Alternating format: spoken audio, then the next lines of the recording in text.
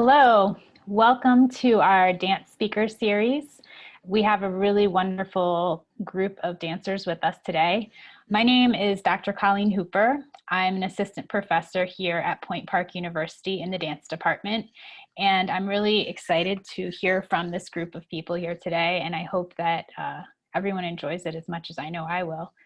So I wanted to invite each of the panelists to introduce themselves and to speak a little bit about their background. And that will be a way of getting to know one another, and then we'll turn to questions from the people who are watching. So Andy, if you would like to start, that would be great. Hey, okay, Andy Wright, Canadian from the East Coast. I was at Point Park, 2008 to 2012. I graduated, but I left a year early because I got a job with Hubbard Street. I danced in Hubbard Street for 2 years. From Hubbard Street, I went to Les Grands Ballets Canadiens in Montreal for 5 years. And now I've been here in Germany for 3. Short. Short and to the point. Can you tell us the company you dance for in Germany before we go to the next panelist? I work for a house called the Nationaltheater Mannheim. It's in Mannheim, Germany. We're close to Frankfurt. Okay, great. Welcome. Thank you so much for coming. Next, we could have Luke. Hi, Luke Murphy. I'm from Ireland. I was at Point Park from 2005 to 2009. And then I moved to New York. I danced in New York for about 5 years. And I started working with Punch Drunk on their production Sleep No More there in 2009. Actually, I started working with them when they first came to the States. And then I went with them to England in 2014 and then to China in 2018. I just did a project with them last week. And then in 2014, I got a job with Ultima Vez in Belgium. So I kind of stayed. I was in London working with Punch Drunk at the time. I just kind of stayed over from there. And yeah, now I freelance around Europe and I make my own work at a company here in Ireland. Wonderful, welcome. Okay, next we'll have Kimmy Parker. Hello, everyone. My name is Kimmie. I'm from San Diego, California. I went to Point Park from 2015 to 2019, so I just graduated last year. And since graduating, I have been with Sidra Bell Dance New York, and I just finished my first season with her and entering into my second season. Yeah, and that's pretty much all I've done so far, but yeah. Thank you so much for joining us again. It's great to see you. Okay, next we'll have Alessia.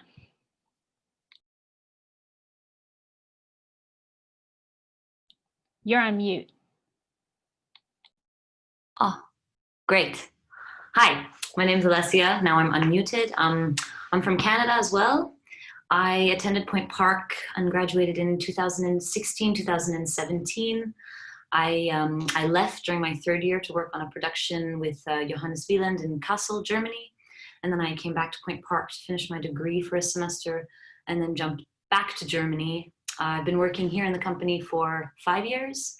And at the same time also starting to make my own work. Yeah, voila. Great, welcome. And last but not least, AJ Liebert.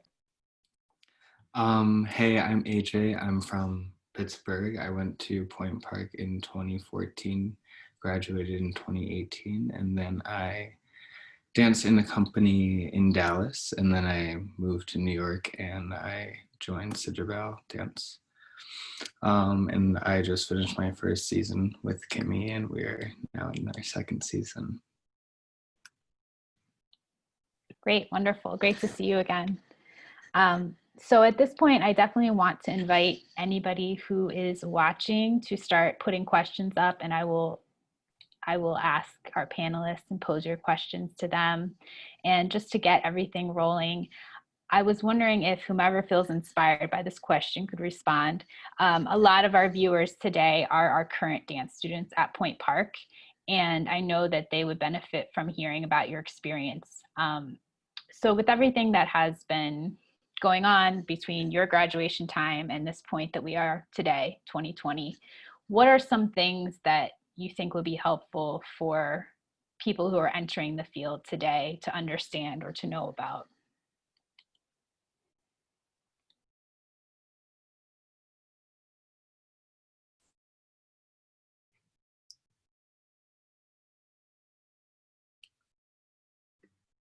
Can I talk?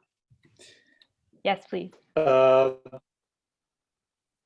mean, I was really lucky. I got my first job doing a summer program, and kind of all of my other jobs have steamrolled off of that. So for me, it's kind of the making and the nourishing of connections and contacts has been like has saved me for many times and has gotten me all my jobs. I mean, I auditioned for Point Park because I had friends that were there and I wasn't going to ever dance. And now I've done it for 10 years.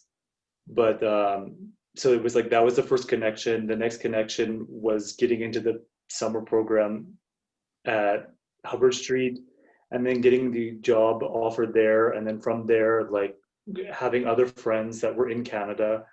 So it's like really the making and the nourishing of these connections and making sure that you're like checking up on people, because those people are always going to be there, and the longer you've been in the business, the smaller, the bigger your network is, but like the smaller the bubble feels, which is something that's really cool the longer that you experience it. Right. I love what you're saying about nourishing connections and how all of these experiences kind of feed back into one another. I think that's really something nice to think about, especially in this moment where we sometimes feel disconnected, that those connections are still there. Good. Does anybody Especially else? now that it's become digital, it's really easy. I mean, I have friends right now that are performing all over the world, and I'm able to connect with them a different way because I can see them performing online for the first time for forever. So it's cool. Nice. Does anybody else want to speak to that at all?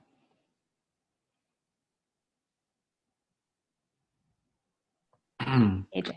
Yeah, I think that what I've learned, or like some things I've noticed, is that in school you tend to think you put a lot of expectations on yourself in like hopes of like leaving and entering the real world, which is so different now. But I think it's important to not forget like to do the things that you want to do or the things that are going to make you happy. And it's, for me personally, it was really easy to like get on a track and do the things that I thought were what I was supposed to do. So just like keep that in mind when you are like making decisions. Yeah, I think that's a great point. You said the question again. Sorry. That's okay. I just thought about, where everybody is in their career, it's at different points. And we have a lot of our audience today is young dancers. And so I wanted to know if there was anything you would share with them about your experience from when you entered the professional field until now, something that you feel could be informative or useful to them in some regard.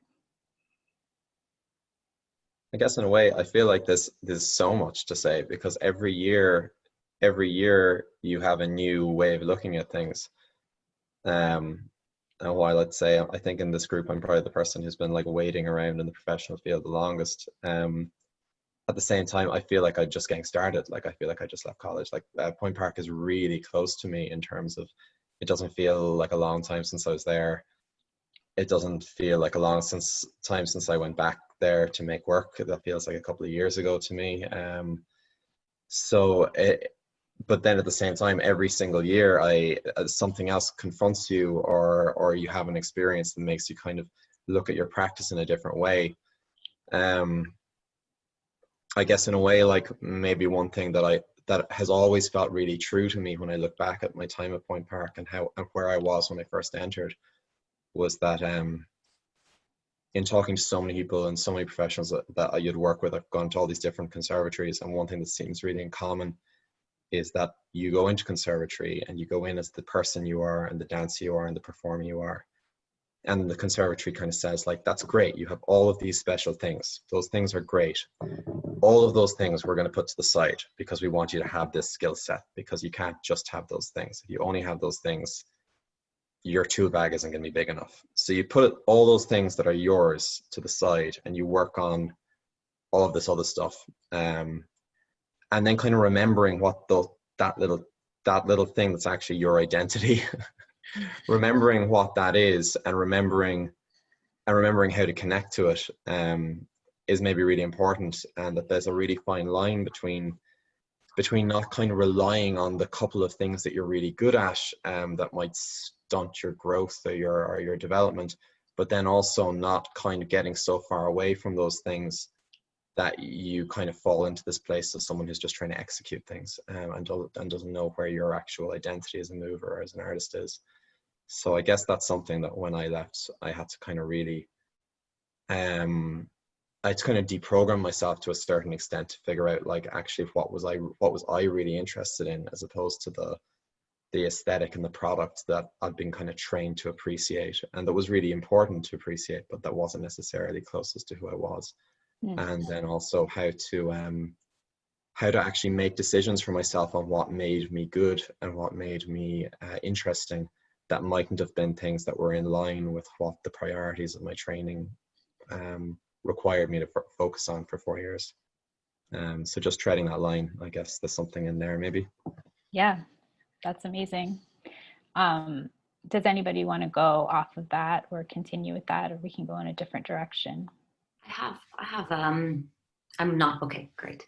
Another answer to the question, something that I noticed a lot when I left school and I started working relatively young in a professional company. So I lacked I lacked tons of professional experience and a lot of personal experience as well. And I was working with people who were 10, 12, 15 years older than me. And something that I had to constantly remind myself, because in the beginning I didn't have it, is that to calm down and say, like, I am where I am in my own development as an artist or a performer or creator, and that my time will come and I have all these people around me to learn from, but also to allow myself to be okay with where I am and also my process, even though I'm being put in a place to work alongside people and with a choreographer who is much more refined with who they are as a person and also as an artist or as a performer. So I guess that's something that I also tell myself all the time, but that was a big switch for me when I left. That's great to hear. And something we talk about, like I teach freshmen about that process of grounding yourself, like in your time and space and being with where you are. So that sounds like a really important experience. All right. Does anyone else want to speak to this before we, Kimmie? Yeah, I mean, as a fresh graduate, I think I know that when I was graduating last year, I had a lot of like worries about, what's going to be my first step into the professional field. And it seems so out of reach I know that I've spoken to a lot of underclassmen and people that I've graduated with, and it's a very scary time in your life going from a graduate to a professional. And I just wanted to say that, like, all of my opportunities, or the one professional opportunity that I've been given, has been through the connections that I've created through Point Park. I danced for Sidra. Well, I was in Sidra Bell's dance that she choreographed on us my junior year. So ever since then, I think that moment allowed me to go through another moment, which was going to Springboard Dance Montreal, the summer program in Montreal. And then that also led me to the audition. So I was invited from the program to audition. And so that those three connections were merged, and then that's how I was able to, I guess, stand out from other people in the audition that was there. So I think that my advice would be just to really stay connected to the people that you have worked with, that you've had the opportunity to create a relationship with throughout your entire training and education. And I think that's probably one of the most important things to do, and to just, yeah, like what Andy was saying earlier, was like really nourish those connections, and don't forget about, you know, the smaller projects that you were doing throughout the year, and treating everything very seriously. And yeah. Thank you. So we have some questions coming in from our viewers. And the first question that kind of connects to what we've just been talking about, I'll pose. How did you adjust to the change of the real world outside of school when you graduated?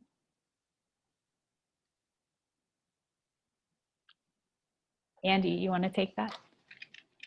I mean, my adjustment was really fast. It was, for me, it was like, and I think for everybody, like I was thrown in the deep end. I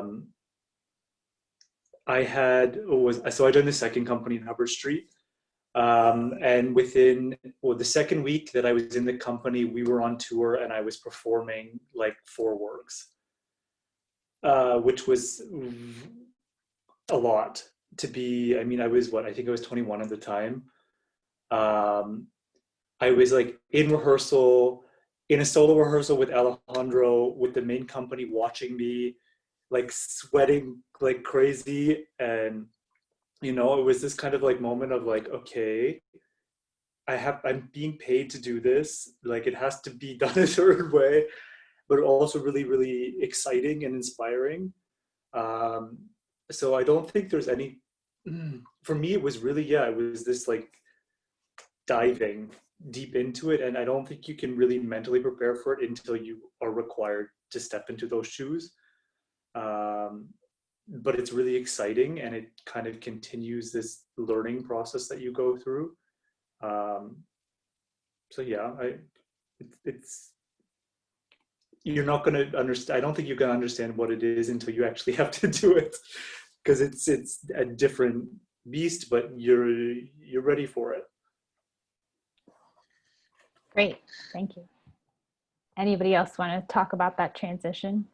I remember kind of like maybe 6 months after I'd left college, I realized I was never going to have summer holidays again.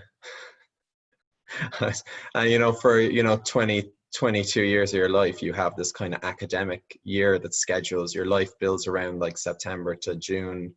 And it's almost like a birthday. You go into the next year, and that's what signals that you're a year older in a way, and that like you're going to the next year of your life. I was like, I never get summer holidays again now. Like, when does life start and stop? When does the year? I just work now until I die. That's I guess what happens, you know. And like I remember that being pretty jarring in a way, because again, like you're just especially conservatory, it's so structured. Like it's such a structured experience for the 4 years, and then school before that as well, of course. So yeah, I guess like that was something that stood out. But like that, I mean, I left college and I was dancing somewhere really quickly. I went to New York, and I was working straight away. So I always say it's just like kind of like this. You're just focused on what's in front of you, and you just keep on doing what is being asked of you the day in front of you, and then the next day happens, and it kind of like I didn't have a conscious moment of saying now it's time to adjust. I was just you just keep on doing it as you go, in a way, or at least that was my experience. Great. Anybody else want to speak to this particular question before we move on? Do you mind if Go ahead. Okay. Yeah, going off of that, time doesn't really stop. So you don't really have time to like think about the things that are happening, because it's all happening and you have to like just roll with the punches.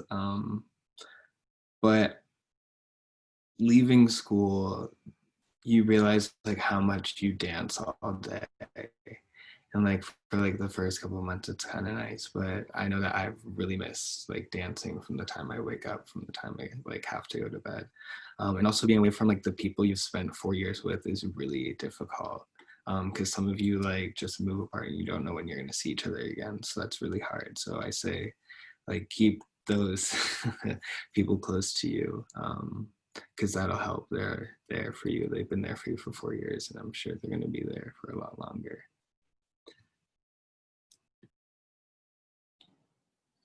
Great. Anybody else want to talk about this one? Okay, so the next question from our audience is kind of connected to what AJ was talking about, physical practice. How do you keep yourself in performance condition and stay in shape on the days that you don't have rehearsals or projects? And obviously, this has also been a very unusual time living with the pandemic, so that's an additional layer on top of it. But how do you keep yourself ready in this moment?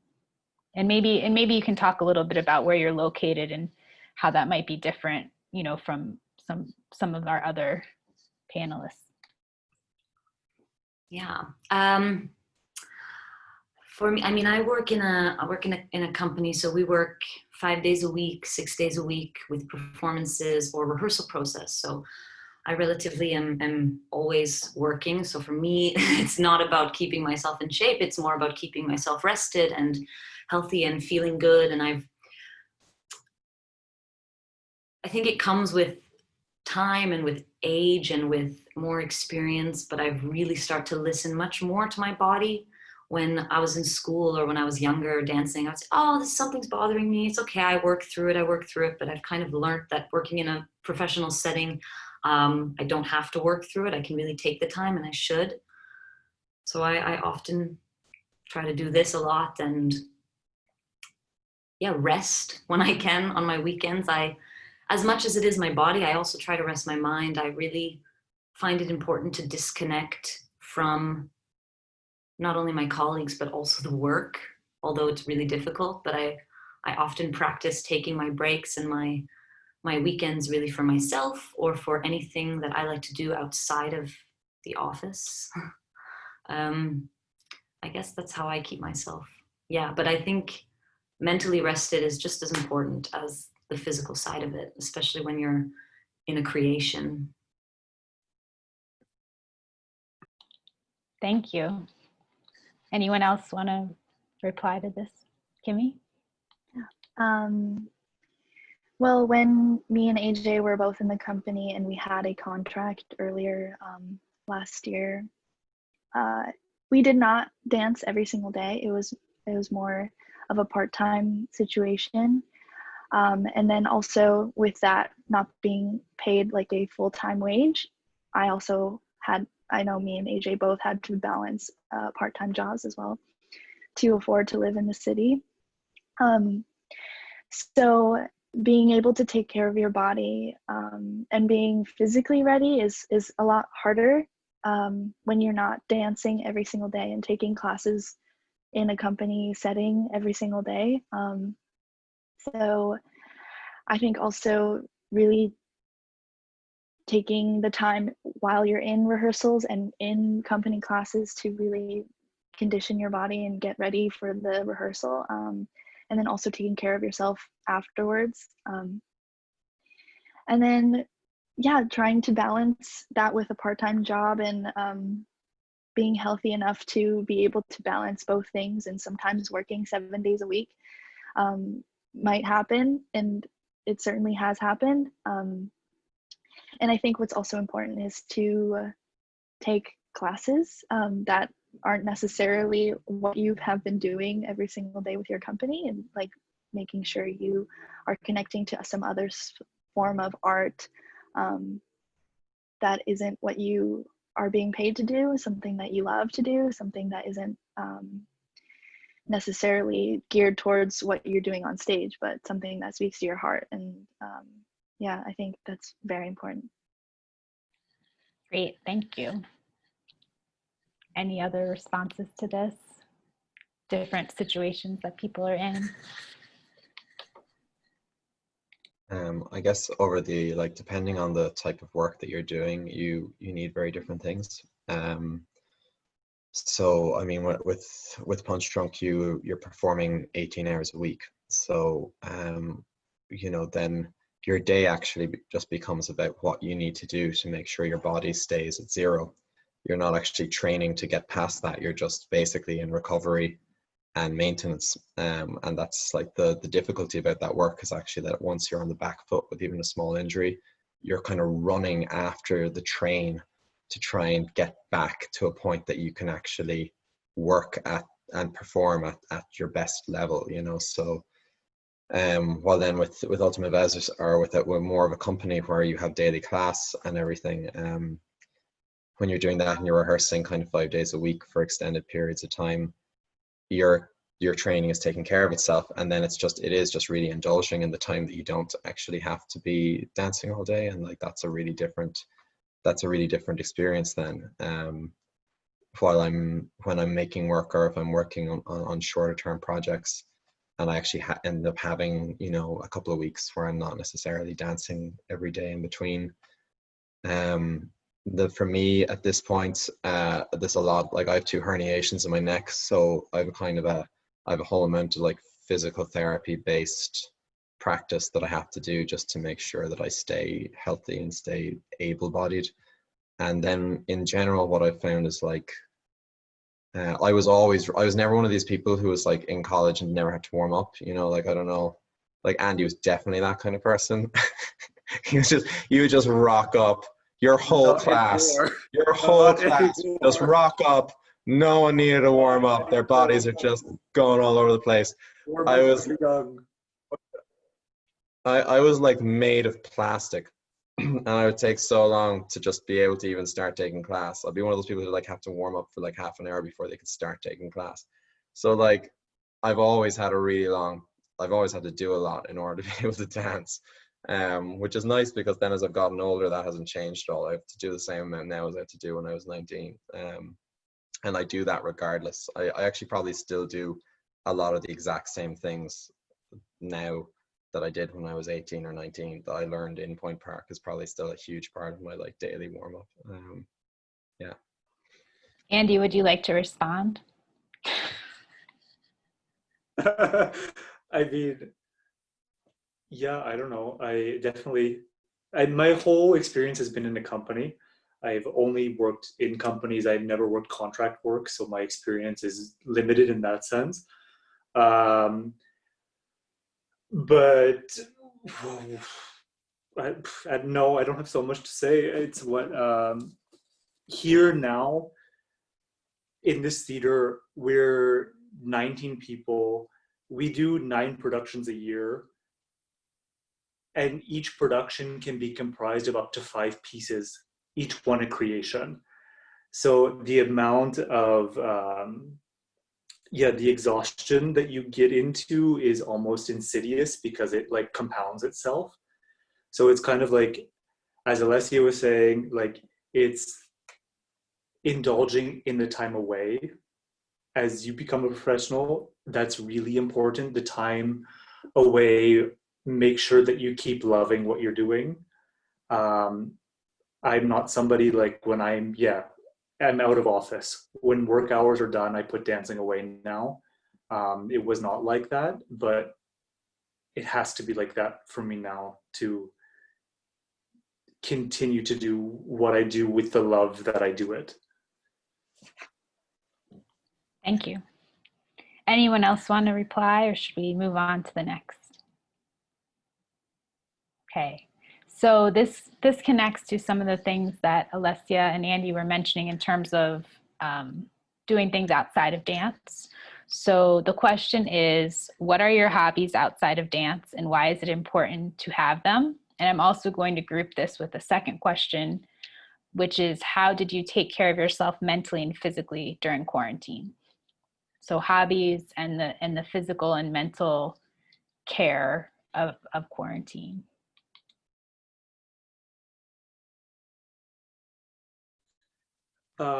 So I guess, you want to go, Alessia? Okay. You go ahead. Um, I'll go after. so I'm living overseas, and I don't know if you guys know, but all the European borders shut. So we actually weren't allowed to leave the countries that we were living in. Um, and for me, I booked a plane ticket home and I got out.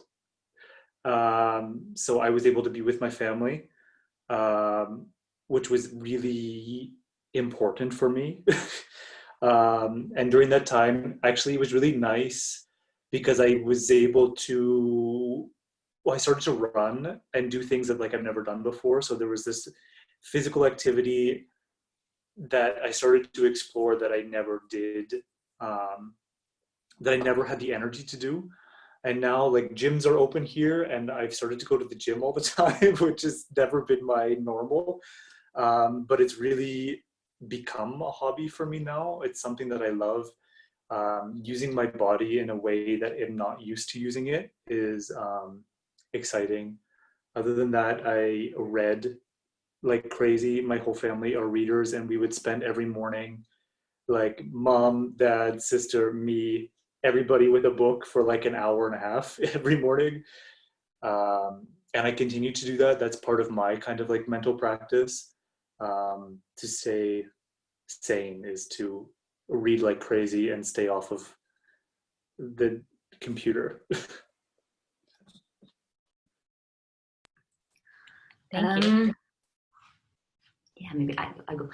If, I mean, anyone who knows me kind of personally knows that I have too many hobbies in general to kind of count. I find it, I've always found it important to stimulate myself with many different things. And I have, not that I get bored very easily, but I switch from what interests me very quickly depending on my mood and depending on what's happening around me. So in general, I hold them also, I hold my hobbies and what I like to do to the same amount of importance to my work, because I find that they actually help each other in a way. When I'm blocked at work, I then invest myself in something else I like to do, even if it's not creative, and it triggers me in this way. So I find that they all connect somehow for me. And yeah, during the pandemic, how did I keep myself healthy mentally and physically? I was lucky that I had I had my salary and I had my job to rely on. So I just had to deal with basically what to do during the whole days and to keep myself feeling good. So I really practiced anything I could outside of a schedule, because I'm so used to having a schedule and knowing that this is when I have to eat, this is when my break is, this is when my holidays are. And I really chose what I did based on my mood and based on how I was feeling that day. Even if I told myself that I would do a specific project the next day and I didn't feel like doing it, I wouldn't do it, and I would be okay with it, because I know that, yeah, it was a really special time getting to live on making my decisions only based on how I felt and what I needed in that moment. And that kept me healthy physically and mentally, I guess. Thank you. Anyone else with hobbies? Towards like my time ending at Point Park, I got more into like photography and film. And I have quarantine has started again and I've gotten back into it. But I think that there's so many things in the world that you can do, and you shouldn't like be afraid to like try new things. Or I bought a skateboard over quarantine. I haven't skateboarded once, but now I have a skateboard in case later I want to try skateboarding. But yeah, I just think it's nice to like fuel your brain and your heart and do things that like make you happy or like make you feel the way that like dance does. Yeah. Thank you. I also picked up a few hobbies as well. I finally got into playing the guitar. I've always wanted to do that, so it was nice to be able to focus on that. And I think while we were dancing, there was really no time to do anything else, and it's just so fast paced, especially, you know, balancing work and dance as well. So I think during the quarantine, I think it was very insightful to start thinking about what was really important to me and how I can balance those things in my daily life, and, you know, maybe take not scheduling myself for another shift at work, just because I need to really be able to focus on myself and where I'm presently at. And I think the quarantine has allowed me to really evaluate whether or not, you know, do I need to be able to have this amount of money in order to, you know, live comfortably, or, you know, I can rely on my mental state and, you know, power through. And at the end of the day, that's what was really missing, I think, throughout my first year of working, is yeah, and giving myself time to really stay present and in myself, in my identity.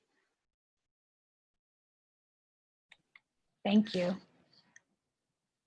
Anyone else, or do you all want to move on? You know, one thing that I found nice during the time was I just kind of invested in my friendships. You know, like I have, because I've worked in so many different countries, and my kind of really close friendships are like scattered all over the globe now.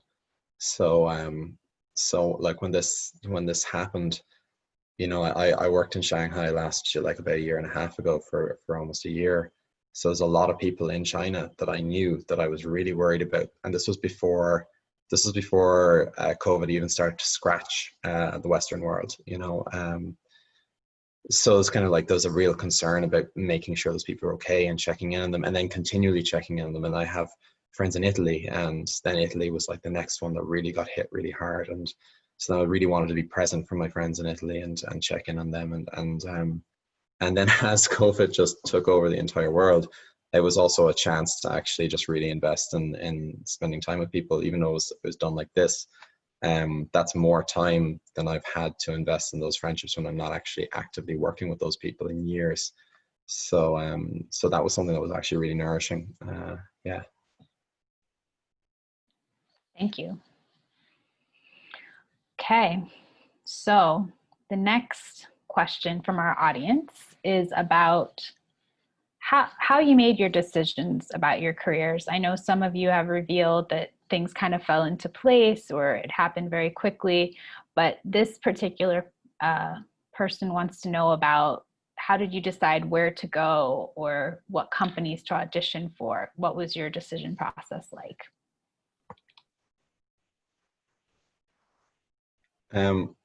I'll go for a second. So I loved Point Park. I had a great time there. And I had both a really good personal experience there, and I also had a really, really rich relationship with some teachers there. So I feel like it was such a training. And that was great. That was great. I think that when I was there, and I don't know what the university is like at this point, but there was kind of a product that the college created, and there was a certain kind of dancer that the college overall, there was like an aesthetic to a Point Park dancer, and there was also a kind of a tradition of work. There was a really strong flow of dancers towards the Chicago repertory companies, and because there's like a kind of history of dancers going there to work.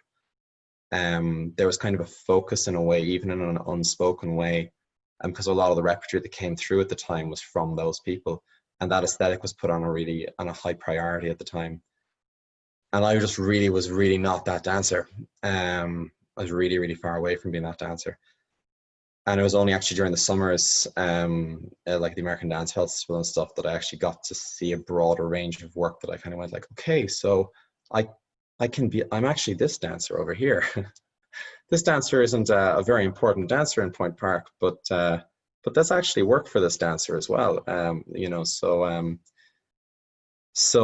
that led to my decision to go to New York. And Jason McDowell came into the college about a year or so before I left, and he was kind of a big kind of like he really infused a lot of new information, a lot of kind of brought a lot of kind of how about all of this work that doesn't have a really strong presence here, and he really brought that in, which I think because it's been like 8 or 9 dancers have gone to Parsons since, he's kind of created another wave of, like, because every university does that and every college does that. Every college has really strong voices from their faculty, and then that actually kind of becomes a priority in what makes a good dancer inside that training. So like it's a cycle that is just part of the system, you know, but at the time, there was just kind of new doors were opened, and there was a Bill T. Jones piece that was set at Point Park at the time that I was involved in, and I kind of went like, yeah, that's the dancer I think I want to be, actually. So then I auditioned, and I was accepted as an apprentice into that company. So I really went to New York because I felt like, and there was at a time when people really, like, Point Park dancers didn't really have a history in New York. There was like Jackie was a dancer with Carolyn Dorfman, and that was outside of people who went to Broadway. Like, there really wasn't contemporary dancers working in New York from Point Park at the time. So I really felt like I was kind of striving off on my own to like find this career that, you know, that I didn't have a kind of a strong basis of people to kind of follow. But just aesthetic, like from the aesthetics and from the kind of value system of that work, it was just really clear to me that I just did not fit the package of what the training was gearing me towards. I never got into Keisha's class. My entire 4 years, I never got into Keisha's class. You're like, there's something wrong if I'm leaving college and I haven't gotten into a jazz class. And you know, I'm a jazz major. I was a jazz major. I didn't get into a jazz class. So it's just really clear to me that I kind of had to just follow this other work in order to find where I'd actually sit. So so that was what led that decision really for me. Thank you. It'll be interesting to hear from some of the others if that was similar to your experience, or what your turning point was in terms of the decisions you made. I mean, I have a somewhat similar experience to Luke in the sense that the work that, you know, we were experienced at Point Park, I really took the time in my summer months to kind of, you know, because you get exposed to a very specific amount of a specific type of aesthetic, like you said, and specific type of work, also largely American dance scene as well. And me also, I'm coming from Canada, so I have another totally different idea of what the dance world is there, and also having this interest in European dance and European theater. So I really took my time in the summers, I guess, away from things that were offered from school to kind of go in a different direction and see very far off things that maybe we weren't exposed to there. And I started to get known, or started to learn about certain choreographers and certain companies in Europe who were making work that was based on also theatrical sides of fusing kind of theater and dance. And I found that was something that really attracted me. And I didn't know so much of it, what was, you know, in the American dance community. So I kind of was drawn to Europe in that sense, because I had never experienced European dance, but this is what I kind of thought was there. And I actually worked with Luke. He came to set a piece on us on my second year, I think. And she was amazing. It was, and then, yeah, so keep your connections, like you were saying before. But anyways, we worked, he set a piece on us, and, you know, he fused some elements of, yeah, it was just something very different than what we were used to in Point Park. And I was like, yeah, that's it. That's the kind of work that interests me a bit more. So that was a big, yeah, that kind of made me decide to move to Europe. It was also a decision that came eventually because I was offered a job. But I think even if it wasn't the case, I I would have made my transition there in that sense. Thank you. And I think it's wonderful how you're talking about your affinities and the way in which you followed those things, because I feel like that's something that can give everybody a broader view, you know, appreciating what is at school, but then seeing the broader world of dance as well. Good. Anyone else? I can go. When I was a senior, I just wanted to audition for as much things as I could, and just get my name out there. And I ended up taking like the first job that I got, and I moved down to Dallas, and I danced with some really incredible people, but I realized throughout working, I did not like the person who I was working for, which really has an effect on how you feel day to day when you're with that person every day. So not saying I would change any of those things, because I think it's really important to know what you won't like put up with, just as much as it's important to know like what you enjoy. So no matter what, just take information from like every experience you get, the good or the bad. If it was a mistake, you can always learn from it. Yeah. Do you feel like your time at Point Park, like, did you feel pointed towards a specific path, kind of as Luke was saying, or do you feel that it was a little broader exposure, or what was your experience? I feel like it was, yeah, kind of pointed. But also it was really, I think, when I was in school, really like embedded in us that you don't have like the opportunities to say no. Like you should say yes to every job that comes your way, because you don't have the, I guess, credentials to like say no to a job, which I think is kind of crazy, because that can really just change your whole life, like emotionally and like physically. It could put you in a really good place, but it could also put you in a really bad place. So just like paying attention to those, I guess, triggers or those things, like as you're going throughout life, like what to stay away from and things like that. Thank you. Can I just re-articulate something, Colleen, in terms of, there was never a point when I was at Point Park where I felt like, where any faculty member came up and said like, you should be going to work over here, or this is what you should be doing. Like there was never, I mean, I didn't feel like from the faculty specifically that people were trying to point me towards what I should be doing at all. And I don't in any way mean to represent that, because that's not the experience I had.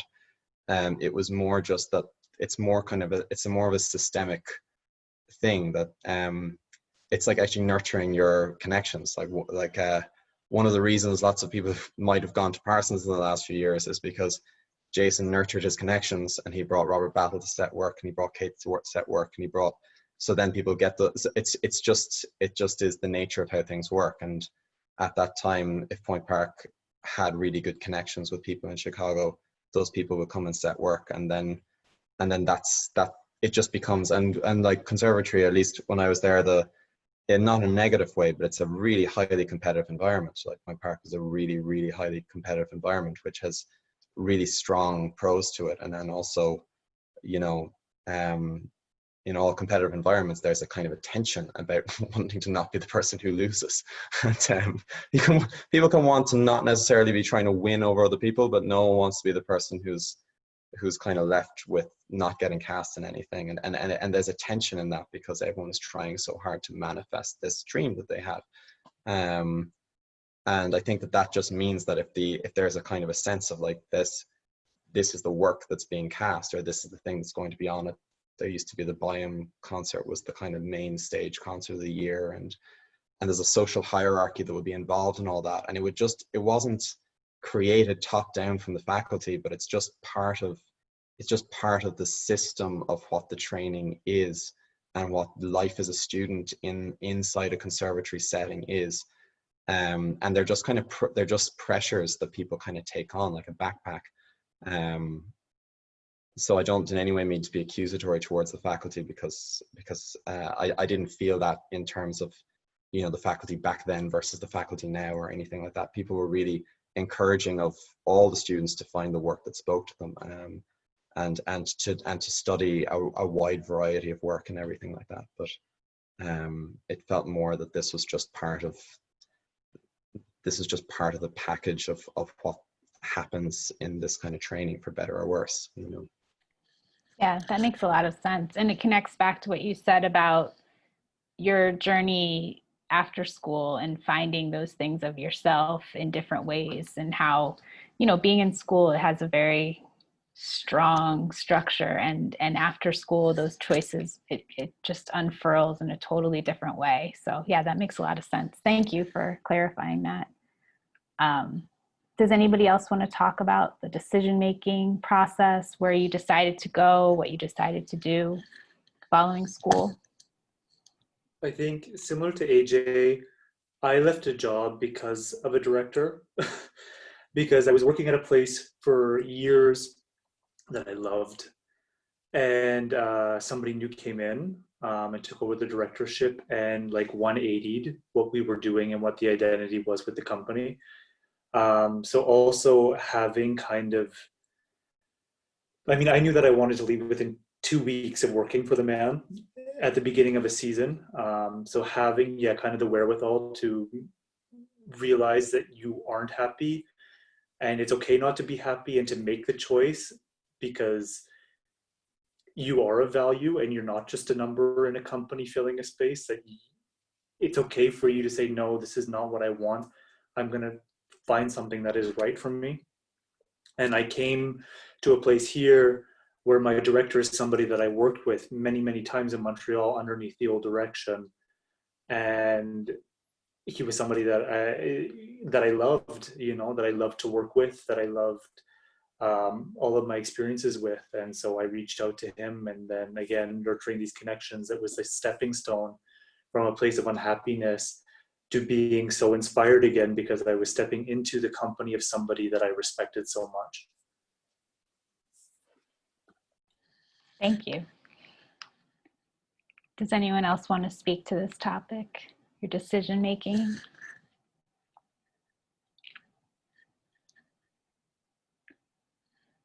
Okay, so we don't have other questions from the audience at this point. You're encouraged if you want to send one in. I would just like to hear from whomever feels inspired to respond. What are some of the artistic things in the field that you find interesting right now? Like some companies, or some ideas, or some ways in which dance is changing that have captured your imagination?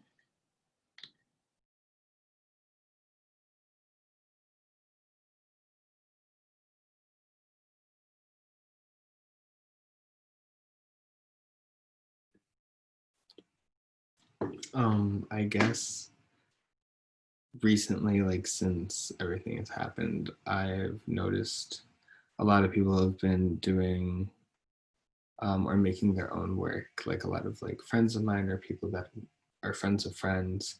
And it's really nice to see people like putting out their own things, because I feel like for a long time I was in a very I was in the mindset where I felt like I needed to be in a like performing company, and then do that for X many of years, and then go make work. Like that was the life path that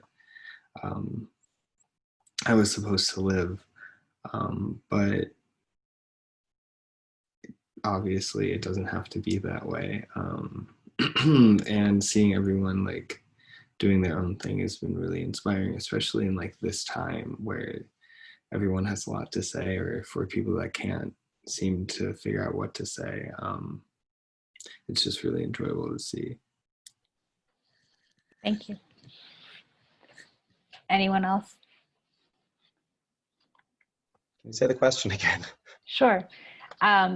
Things in dance that you find to be inspiring, or things that are capturing your imagination, whether it's a specific person or maybe a mode of presenting work, ways that the field's changing, just things that you find exciting right now in dance. So something I find could be inspiring, or something I'm thinking about as a choreographer at the moment, is that the feasibility of the traditional model is kind of thrown into a shredder right now because of social distancing in theatres. And at least in, say, in Ireland and in England at the moment, like theatres are looking at, the National Theatre in Ireland, for instance, has something like 700 seats, and under social distancing measures, they can have 81 audience members. So they're kind of like, it's just not financially feasible for them to put on productions. And that on different scales, that's kind of being repeated, at least locally, in the 4 or 5 countries directly surrounding me at the moment. So that's frustrating, for sure. But what it kind of does is it means that all of this work that normally wouldn't be feasible is suddenly on the table. So if I was to present to a festival last year or 2 years ago, I want to make a show that audience are going to walk around the city and look at through binoculars and listen to a pirate radio station, and it'll only be 8 audience members at a time, and we'll be on top of rooftops. They would have said, how is that possibly going to make us money? Like, no, or they would have said, absolutely, you can do it, but we're not going to give you enough funds to make it feasible for you to do. Well, now, because of the model is gone, so all of these all of a sudden your imagination can go absolutely wild, because the conversation is much more open than it was a year and a half ago. So I'm quite excited as a choreographer right now in terms of going, all of the wildest ways in which I can think of presenting dance or recontextualizing the presentation of dance, I can actually engage people in that conversation. So like I'm planning a show right now which will be half like a TV show. So we'll do like 40 minutes in a venue every day, and then we'll live stream it so that people can kind of watch. It'll be a series of 6 episodes, so that people can like watch one on TV and then come and watch one live and then go back and watch the next one on TV. And again, that would just never have been possible, because to watch it live, you can only have about 6 people who can do that, because we'll have to have people in these little booths that they can be completely socially isolated from the people next to them. So, so all of a sudden, I don't have to think about making work in the theater anymore. I can think about making work anywhere I want. And I don't have to come up with some crazy financial model to make it viable. I can actually have those conversations with presenters. So I think possibly out of this really difficult moment, for choreographers could come this wealth of creativity and wealth of kind of completely deconstructing how and when dance is presented to people, which I think could be really exciting. Great, thank you. Hopefully you'll send us the information. Maybe we can watch the live stream programs. Great. Any other thoughts about things in the field that have been inspiring to you? Exciting, imaginative?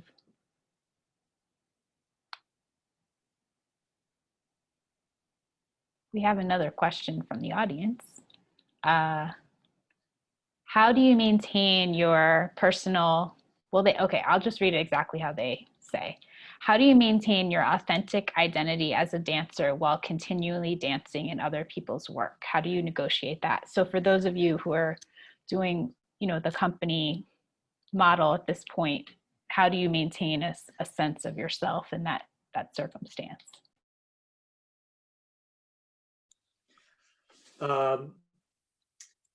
You'd be surprised. Showing your authentic self in every single work is actually what's celebrated by the choreographers. Like when you step away from school, when you step away from kind of this regimented learning system, it was actually something that was really hard for me to learn myself, because I didn't struggle in school, like I was celebrated because I was physically capable to do this. So learning the other side of it and learning the human side of it was something that I struggled with post graduation. So yeah, I don't hold yourself back from the work. And find choreographers or creatives that celebrate people like you, you know. Yes, okay, so if you're in a repertory company, yeah, you have to step into different things, but you can bring something of yourself, of your soul, into any steps that you're given. That's for sure. So I don't be afraid of that. I don't think that that's necessary. Do you have any examples of companies that, from your perspective, that you feel celebrate dancers' individuality, like from the, from the scene that you know of or that you're involved in? I mean, honestly, every single company I've ever worked for has celebrated the dancers, and that's been something that I loved, like, okay, so in Montreal, yeah, it was like a classical company, but there were still bodies.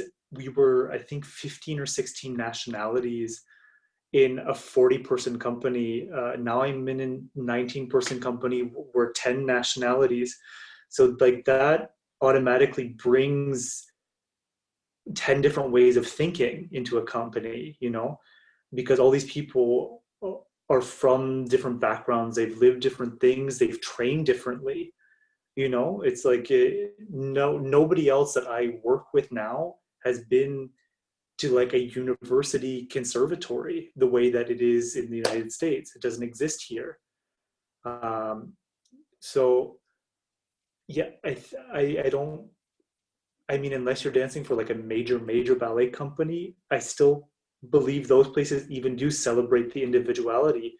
The people that we look at that are celebrated or famous dance artists are famous because of who they are, not because of their physical attributes. Maybe that got them to a certain level, but to step up as an artist, yeah, it's you as a person. Thank you. Any other response? Yeah, go ahead. Yeah, I think that what Andy's saying is very important as a performer, and that you do find that you work with many different choreographers that value your own skill set as a performer. However, I do think that there are many, and I've also worked with many, that maybe do not allow you to fully invest, especially when you have your own personal strong artistic voice. There can be that friction in that sense to maintaining your artistic self, especially when you're making a new creation. So I realized pretty quickly on that I didn't want to be a kind of 5, 6, 7, 8 dancer, although I appreciate the training that I got from this. I knew that I was interested in being much more part of the process. So working with the choreographers or people that were also interested in hearing, what I would say, and also being questioned, and also vice versa. So I've kind of made my active decisions on, that's kind of where I'm at now, especially leaving a company that I've had this with a choreographer, and we have had, I've had the opportunity to really have my full authentic self, not only as a performer, but also as a, co-creator within the work in a way. And now that I'm heading towards also a transition away from this specific job, I know that is a big aspect of what will determine with whom I want to work with. Because I know that, I think for me, it's a personal thing, but if you want to work with me, I will not give only my, my 75% of what you would like that fits in your work, but also I will give you my full questioning of how I feel about your decisions, and so I can get this in return. So I guess that's I don't know if that's really an answer, but. Thank you. It's a great answer. Anyone else want to speak to this, or? No. Go ahead. I have actually been struggling with creating an identity for myself as a dancer. I think throughout my education in dance and throughout Point Park, I felt I had this expectation on myself that I needed to be the dancer that Point Park wanted me to be, whoever my choreographer wanted me to be. And I think I trained myself to be able to mold into whatever I was given, to replicate exactly how they do it. And when entering into Sidra Bell's company, I realized that that was not something I needed to worry about at all. And I think now, throughout the first year of working with her, I have asked myself, who am I and like what makes me different? How can I amplify my strengths and my perspective and how I move and my identity as a mover? How can I use that and use the movement that she gives me to make a statement and present myself? So I think that's something I've actually tried to work on, and it's important, but also that is what is celebrated as a dancer, is like when you are on a stage, like what statement do you want to make? And yeah, so don't lose that identity. Do you feel different, Kimmie, when you perform than when you rehearse? I definitely think that with training at Point Park, there was a huge emphasis on the performance aspect, like rehearsing as if you were on stage. And I think that is important. But I think that aspect does come out when I perform now, but I think the rehearsal process is very important as far as finding the nuances and how you may perform later on. It's certainly not the same at all. But I think rehearsals are really important for exploration and finding what I was saying, like that identity of yours and how maybe you want to try this movement differently and how that might fulfill you in a different way. And then performing, it's just all of that combined, like all of the things that you've been working on throughout that process. And like ultimately finding that identity that you have been working on throughout the rehearsal process. Yeah, I think like I find that when I perform, I feel like time is just a little bit slower. So when I perform, it's like I have so much time to follow my instincts and to make decisions. And for me, it was maybe like in just performing so much, that was when I like what you're talking about, and kind of going from being in a rehearsal, trying to figure out what choice should I make, or what's my choice, who am I, that actually went just from performing more, where I have time and I just do things, and it doesn't matter because no one's going to stop me in the middle of it and say, no, stop that now. You think, well, I'm at least going to get another 45 minutes before anyone gives out to me, so I might as well do what I want right now.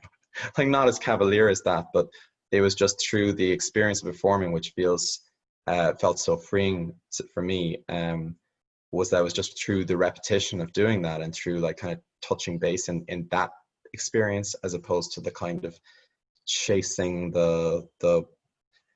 I call it the chasing this train of what the thing you think you should be doing is. That was how I kind of found like what the vocabulary of who I was as a performer and as a dancer outside of performance was.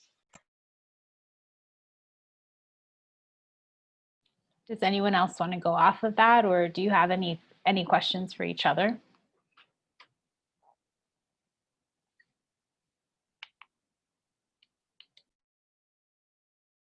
I have questions for everyone. Like, I'm fascinated by everyone. Can I ask Annie, like, because so say within the rep companies as well, because even like, I mean, obviously, like, I know like in Castle there are always numerous choreographers, but it's it's normally contained in terms of like maybe Johannes and one other person a year, or maybe two other people, versus Hubbard Street, where you're going to be doing numerous choreographies by numerous people a year. And I'm guessing it's the same in Mannheim and in Canada. So I guess on my experience with rep dancers, who I know quite well, there's this double-sided coin where, on the one hand, you work with all these different people, and you really practice in this way of having your identity in the work and everything. And then, because the creations sometimes can be quite short, there can also be this sense from people that a choreographer comes in, they actually kind of go like, you know, they very quickly use you in terms of what you bring to the table, and that you can end up kind of having certain parts of yourself as a performer used, like the same parts of yourself used by different people because of a pressure, because the creations are quite short. And I'm just curious as to like what your experience is with that, or what your experience is in that kind of process.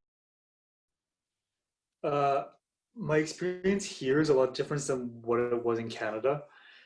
In Canada, it's like kind of the North American model, where we were doing like 4 shows a season, or 4 premieres a season. But here it's significantly more. And it's like you said, the creative processes are really short, and they're often like combined.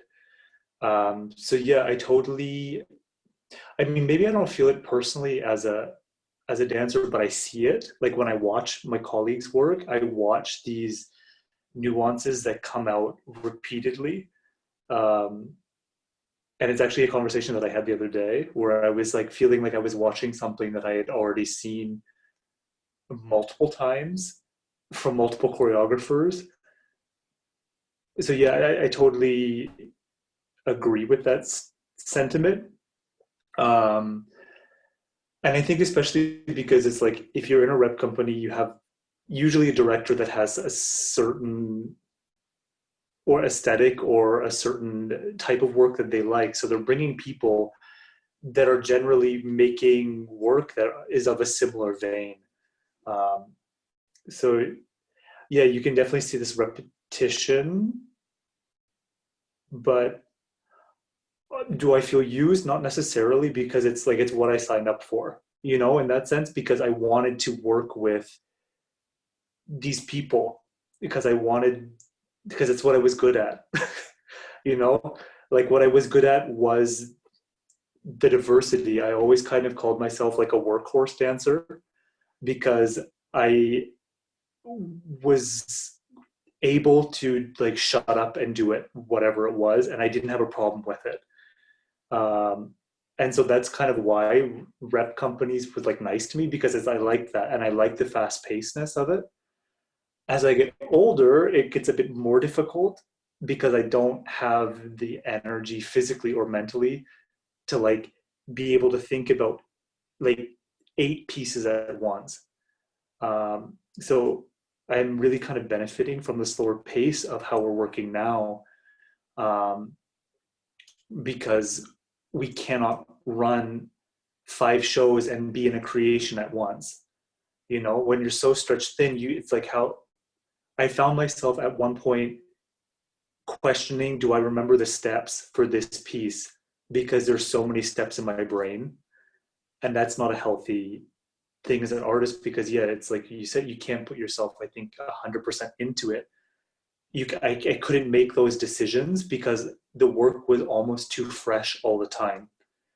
So yeah, that's something that I struggled with, and something that is better now.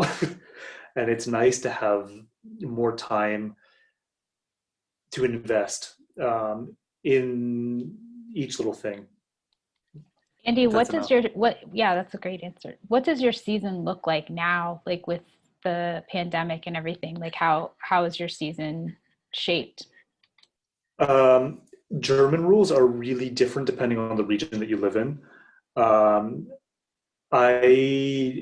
So in Germany they have like the Staatsballett, which is like the state ballets, and I work for Nationaltheater, so it's actually municipal theater in the city. So I have to follow German rules, my state rules, and my city rules.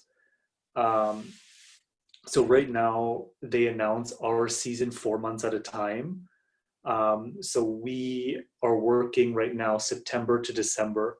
Usually in that time we have 3 shows that were already performed in the past and 2 creations.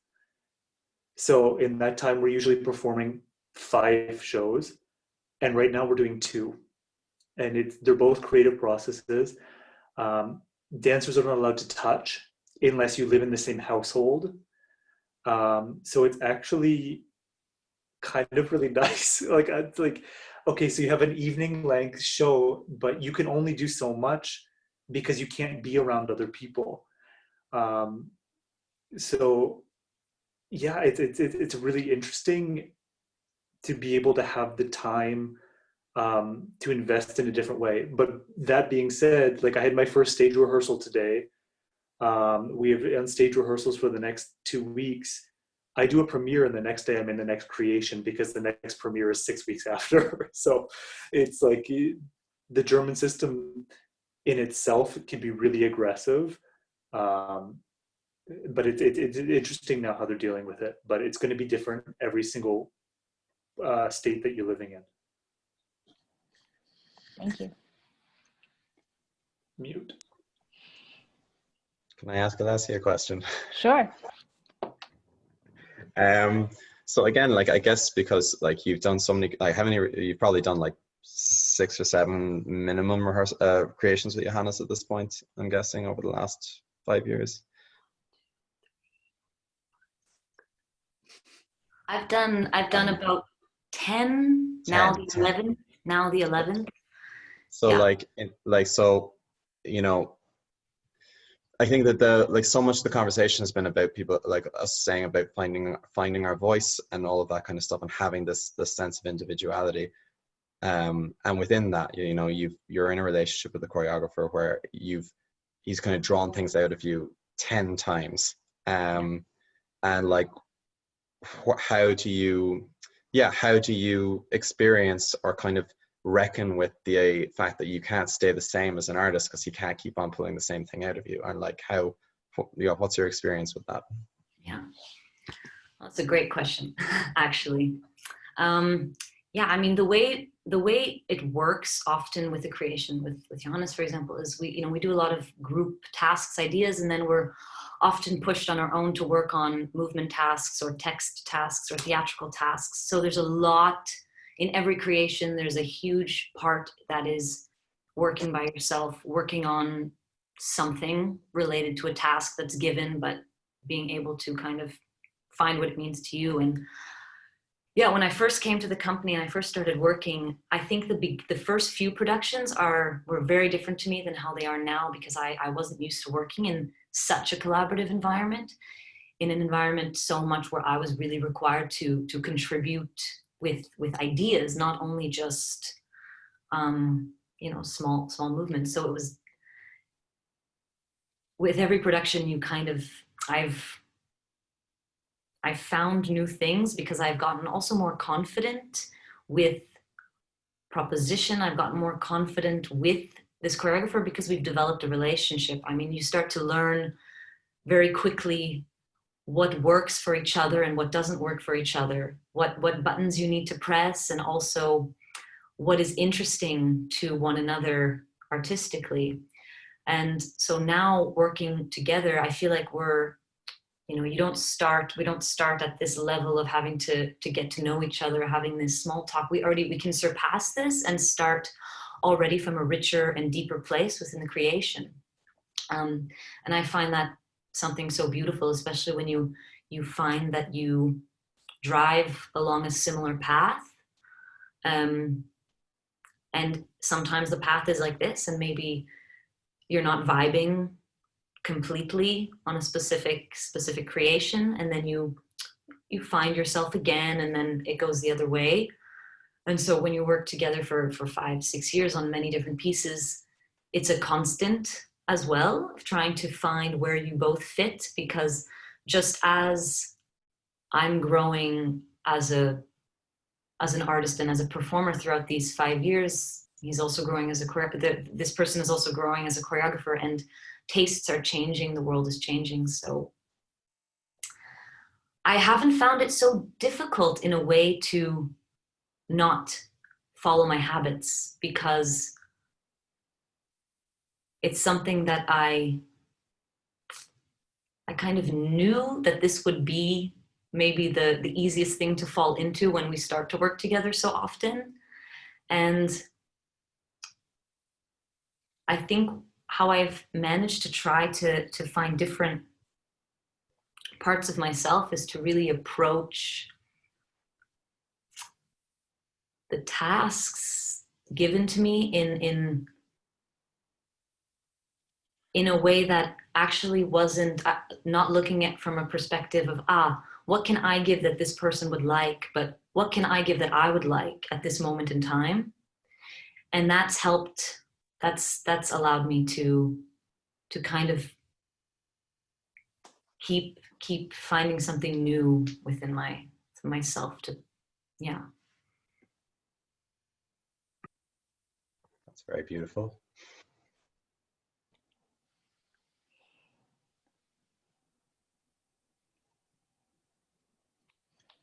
I guess final question. Okay, let's see. I have one last question here. What important life issues have been important for you to advocate, and how would you approach advocating and moving your art forward? So I'm just trying to see.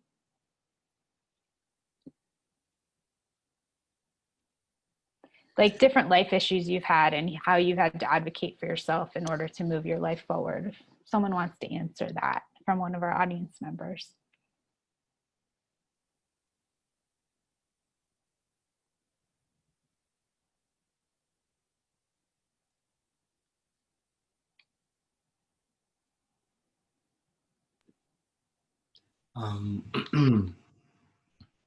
I think that when it comes to like advocating for the things that you believe in, it is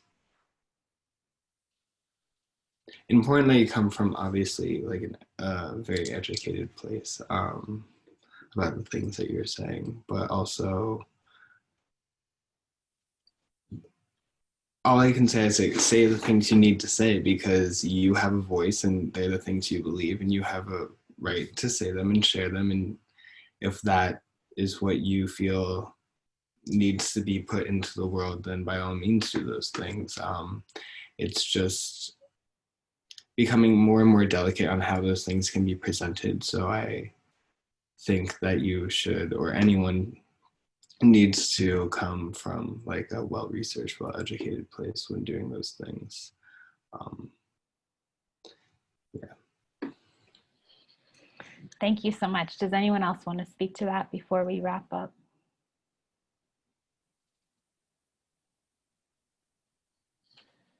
Okay. So I want to thank everybody for a really amazing conversation. It was so insightful to learn about your artistic processes and your artistic pathways, and what brought us all here together on October 12th, 2020. So on behalf of the dance department, we really appreciate your time, your effort, and your sharing of yourself. So thank you so much. I hope that you all have success and health in the coming days. Thank you. Thank you. Thanks. Thank you. Nice to talk to everyone. Yeah. Thank you. Bye.